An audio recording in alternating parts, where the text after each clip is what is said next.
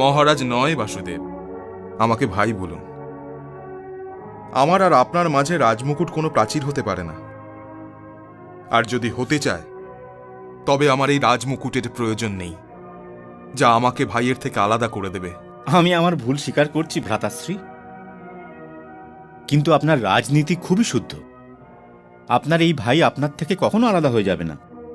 এখন তো বলুন, কি চিন্তা করছিলেন? আমি এটা চিন্তা করছিলাম যে নারদ মশাই তো পিতাশ্রীর এই আদেশ শুনিয়ে গিয়েছেন যে আমার রাজস্ব যজ্ঞ করা উচিত, কিন্তু ভাবছি জ্যেষ্ঠ পিতাশ্রীর জীবদ্দশাতেই আমার কি রাজস্বীয় যজ্ঞ করাটা উচিত হবে? উচিত কেন হবে না? আপনি স্বয়ং তো আলাদা হয়ে যাননি, আপনাকে তো আলাদা করে দেওয়া হয়েছে। স্বয়ং মহারাজ ধৃতরাষ্ট্রই তো আপনাকে রাজ্য অভিষেক করিয়েছিলেন।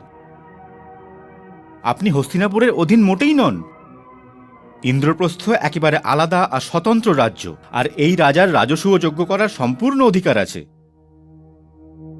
আপনার রাজ্যে প্রজারা সুখে আছে, ইন্দ্রের কৃপাতে বর্ষা পর্যাপ্ত হয়ে থাকে, গোলায় শস্য পরিপূর্ণ রয়েছে। জনগণকে রাত্রিকালে নিজেদের ঘরের দরজা বন্ধ করতে হয় না, কারণ চুরির কোনো ভয় নেই। চুরি তো তখন হয় ভ্রাতাশ্রী, যখন কারোর কাছে সব কিছু থাকে আর কারোর কাছে কিছুই থাকে না। আর আপনার ন্যায় তো আপনার রাজ্যতে এটা হতে দেয়নি। যাত্রীরা বিনা দ্বিধায় যাত্রায় বেরিয়ে পড়েন, কারণ রাজ্যের সমস্ত পথই দর্পণের মতোই পরিষ্কার, ওর ওপর ঠগেদের কোনো ধুলো পড়ে না।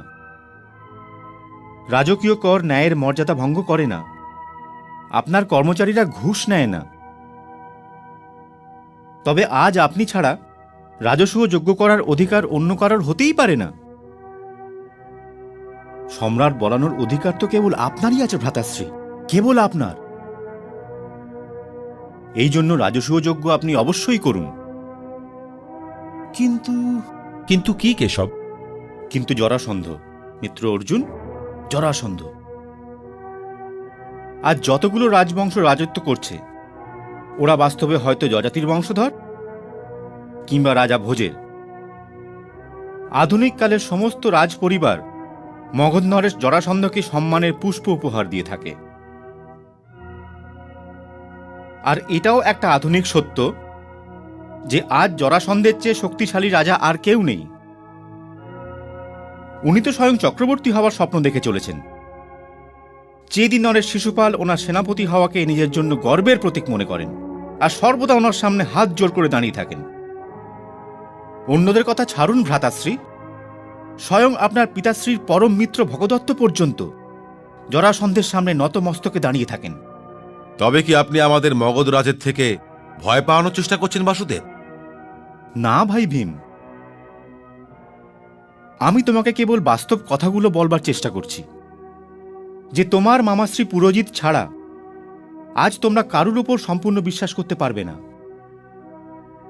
অর্থাৎ তোমাদের রাজসীয় যজ্ঞের পথে কেবল একটাই বাধা রয়েছে, জরা।